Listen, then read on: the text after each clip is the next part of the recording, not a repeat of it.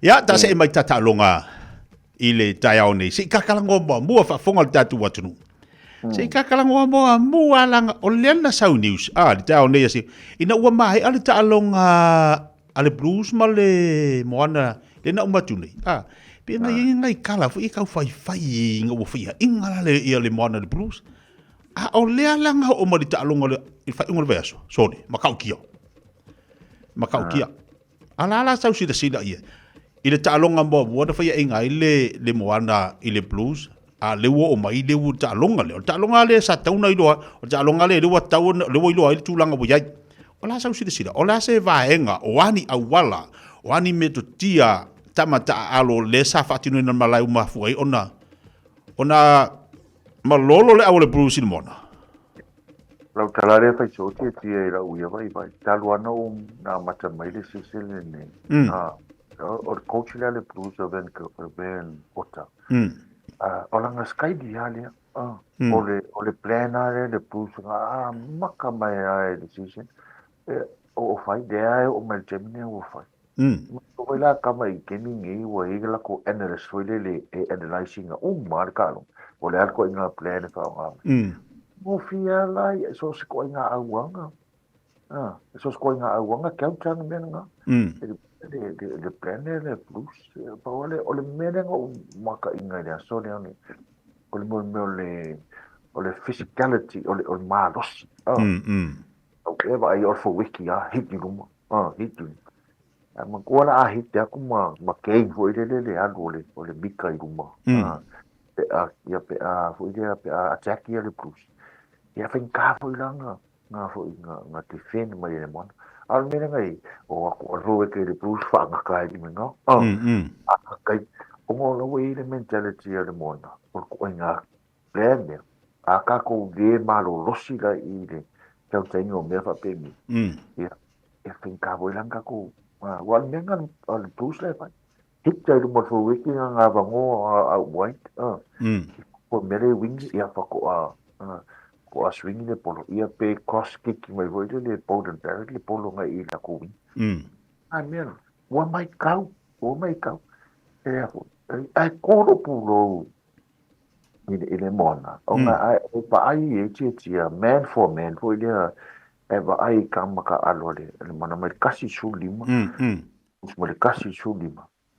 ko ele yo kamikyo le plus wa ele la ko experience no le bole o rugby si lai ngai si au le mona ia la ko alua kausanga ko sanga o dis mo lu kausanga o dis ko pa luanga ka alunga si rugby le bole tia la kala mo ia le bole la kala ese le bole lungo le speed ka lunga ma me fai lunga ka no ma le pressure le lunga ka kaunga ka penga le ale ai ba ai la winga ukala ele ke leo le difi lunga mona ka le experience le i le plus man for man ai ba ya ko ia ari sa ve o fo io o Jonathan Tomatini ia ma le afa fo ia mo ia la pa Jonathan o le ngako nga di masfu mai ka nga sa ka alu mo anga isi ngai ka ko isi la props di ska mikiri nga balu ia ska mikiri nga ia le nga ko ke dia ale so swami ngai le over ai ili ke leo le difilu e akangia mai fo ila ili moana ili mela kupu ikua o le mea leo le culture le au ka kauanga le e mai fo ila ili mole ne afo ili mole ili lunga kalong me fo ngai fai ke vai fo le ofa kas ia nga wasi le sila kalong le plusman moana mo mole sa fai iden pa wa it dominate ya fo ele plus le mon ya o si la sko mai o paua nga ya we le plus ya fa nga ka ro ngai ai si la ka lo nga fai mo ya ko le plus ma o ai dum ai ma ke tendan ele mon ai fa ska la o mai kau de mon mentality kau lang ka ko ma lo si kau chat me Ya makini la ko set pieces mana ko sekarang. Pakai dia tu. le si koa le nga si koa numera lua le toi fa fo I mai le fa le line out fa ile a fo ile polo le nga la kuma lo milo oh le sa ko kilo nga a fu ye sa ka wa fa nga pe sko Makura ili ko fa asau a ko le play a ko nga le nga ko siko. O kula fo nga ai la uye va ai ki ko su. Ako puso me afape out. Ya, kula si me pe nga knock out. Ali ko rock sim sa ko ya ni ko. Ko ya ko kilo pe nga kupuan. Ko e ma fai nga ko nga ala we me le kup. Ai ko ai o lo ko e maka nga out ya la lumilo. No ba. Ya. Ako kula ya ko chen over the blues. Walu le blues ko chen over mai no mo na nga na ko no isko. Kusala. Ai lo saka ka wangu fa ala pe ya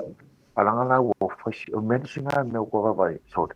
e dei lo pura le ubio advances a giro fa di ya o melanga e ku wa di lo fa di ya alanga le fi ga ngwa fi nga we ya ani all war rocks nga e ma fa nga ko rewind ku fa nga ki lo e lo fa di po na fo ile le si kample lo fa di de lu le ti e mo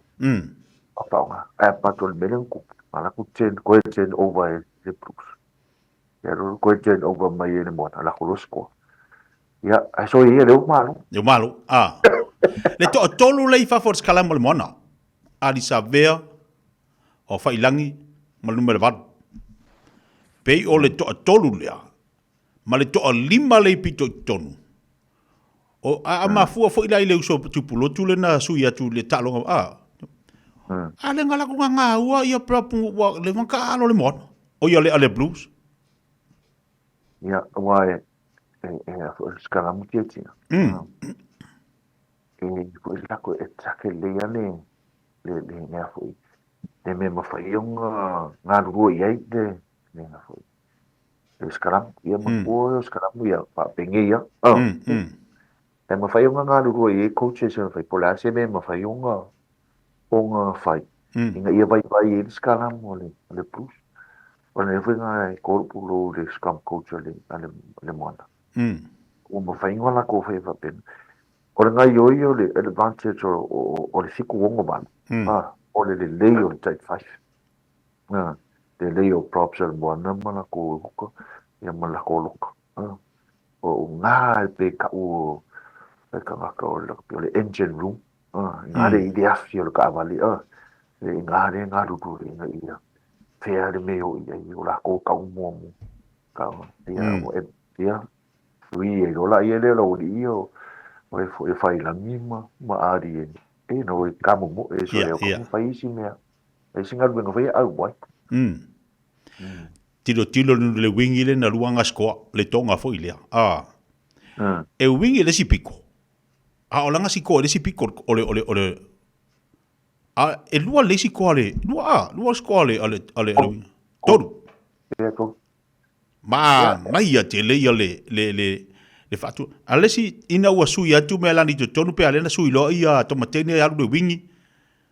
ia la sau tau tilo swinga ia nanga ia tole mona tonu ia masalo o la bebia po nga simpin se si keminga ai ku langa ia ile o Karen pia Karen tau mo po la mo pe pero wi so e ma ko sa ar ko mi so e ma ka le skills la ye le level la le level le super rock el ka malo le nga sko ne nga sko ai le ko na fo ile ka ko so so ka malo nga ku mai per ko ma sa po ga so ko la ko pitisco Mabbe. Ka mai ba Mabbe ma fau ni ka mai ba Mabbe ma fau le lau te tilotu o le wa se maila ia le moana i le tulanga ono o le fasolongo ta alonga le vai aso le nei o le ua ta pena mai le blues e ta alo ma le au fiti le o le Pero Blues ngai pai Blues le la pai Ah. o le la se male moana ta le Chiefs a fa pe nei la umale va yaso le nei o le ta'alonga le Blues le so o le aso se a le va yaso fo le la ta'alonga le Warriors a se male moana a fa pe nei te ua manu malo umale moana ia na ta'alonga ia lua o le ase fata o tonga ia o ia ia tulanga ia ta'alonga le tamusanga Ama no le mona i tano e ruwa i lunga le top 6. Wai o le ke mingi le wa sidi le Brumbies le Brumbies. Ku le Chiefs ku lu Crusaders. O le la ka alo le Crusaders my Highlanders ya fika goela ia le pula se resort. Ka alo le ya ka alo le Chiefs mo le mona. O le mena fi manga oi au uma ia home quarter final wa o le fasolongo le mea e top 6 ka alo kasi maleu ka alo le lua ma le lima ka alo le kolu ma le fa o le top 3 pea uma le round robin o la ko uma nga e quarter final e home quarter final o le top o le super o le au no a malo e quarter final home quarter final ko e home semi final ia a malo o le semi final e ko e home final vo ele aule na top ile ka misanga pe uma ia ka misanga ia fai ke ni pe o le ngala le fo i ka kilo le Chiefs le nga usita ia male a fo male Brumbies ai pau wale me mo na ka fai malo uma ka lo ia ko ia pe o lunga le top 6 ia ai fai ka fo ila ko ka lo alo mo le Chiefs ia ka alo dia male Hurricanes muli ia le Hurricanes o la fo i ka fai ia ni ngole ai bunga top 6 a fa pe fo i mai nei le Blues ai te o fai langa ta longa buli ai malo e o no mo se bano le Blues o i si resort fai ka le Blues na le la pai se la kopo ia ko ka fai le ko kasi ala ni o mena ka lo ia le Blues o fai ingol mon fai ingol mon i ka lunga ia to nga mo le se la ko ai ia malo la ko ia tu ia mo se ngol top 6 mana ia ai do whakamala ko mo do la ko i o ia aia a fa pene la le la ta pena ta longa le mona ma le Chiefs o ani au wala o ia i fa ta pena nga tamata alo o ani me te tau na la tu sound ni ta pena i mafai ona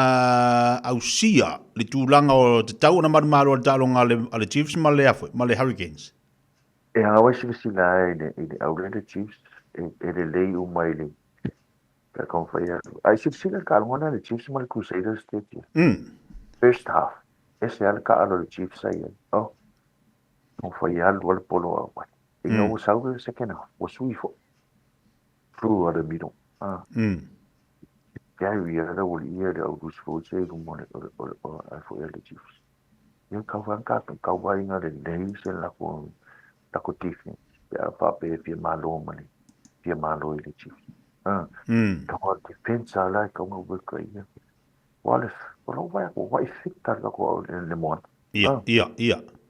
Vai ficar com ya. Ai ka si ya wala ko fa long ko il ke leo swing o mena ko pui ku ole. O malai. Ya carry foi lá ko con malai. Ya pe ate de ya meu. O pointi o ke wa kwai o a moana dua valu ma le Blues. Rono winga. Dera la pa le Blues tau il va sol nei. To e fo i mai le vai fo. Se e mai ai manu ma lo la le moana i lana ta longa ma le Chiefs. Ua mautino ana ua nga inu. O presidio lá de Blues te. Agora bem o fa ko e la ko po i Blues e fa ingal mon. Ya ai di vai winga ku mama ngai. Ide ku mama i wel mon no. Ya de karo ngale mari. Ta se ta longa le vasol nei o le la ta alo les falile nei o le ta alo Crusaders mal Highlanders Ia ile lima te le tulai fitu la so sile o e man malo o ka o ka sele cruise o ia pe ia o ka ko mo o de Crusaders ika ko ika si ko ka ngona ne Hurricanes mo le Highlanders ke leo suinga ko i leo ki awoni ka ko fo i mai ne fai o nga Jamie Chuki na physicality le malosi ai luma mo le wai ka nga malosi le ha du vale ho le ai malosi e fa o nga mo poko e fa o nga ni ke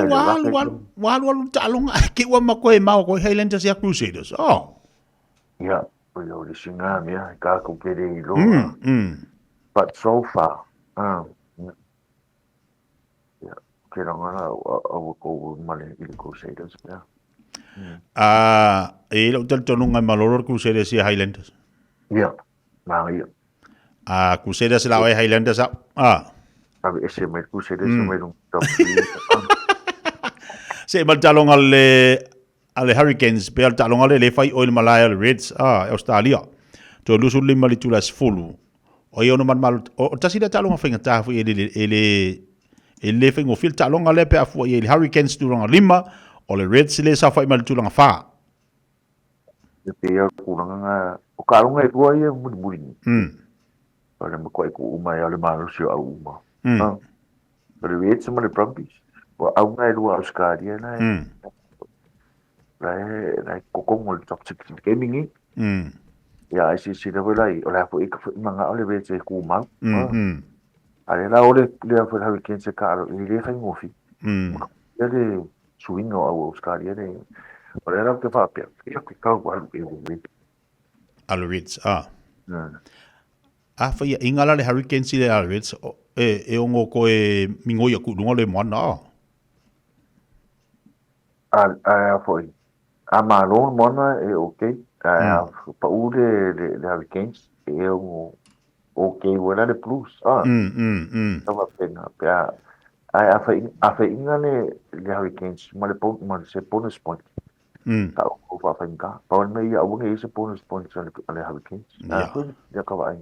par malo le Hurricanes ala le Reds Chiefs mal mona Pacifica ia finka yo ka longa ia o ke arua le Chiefs ia mana Force mal Warriors Force ia talonga na mo le fa ngai vai yaso le titilo ti ai ia o le fi folding mai ia ele fa ngofia talonga toi e o fele Highlanders mal Crusaders ia uai e limas fulu wai te le loa wai li loa me fiki ngai polo ale mai fele Highlanders lei o mai ia si ia la ko mang mal Crusaders inga ia ka wiso la tu ai talonga lo toi ia o le talonga le Reds mal Hurricanes o le Chiefs mal Moana o le Force mal Warriors talonga na le uta pena tu mal fa ngai vai yaso ia tatu e fa so fu ile mo vas fu malo perfect ia ke longa o me sidi ngai man ia na perfect o ile le bara me foi ka monia so va ko se mana tu ai ngue ke le au fipa ia mo voi ngai ava kwa me ai mo ia yo eu ma vo fa ma se uso sa lo eu fa mo que fa mo de di se fa mo yang wa ku pe ya ngi ya ia ene ka mai ku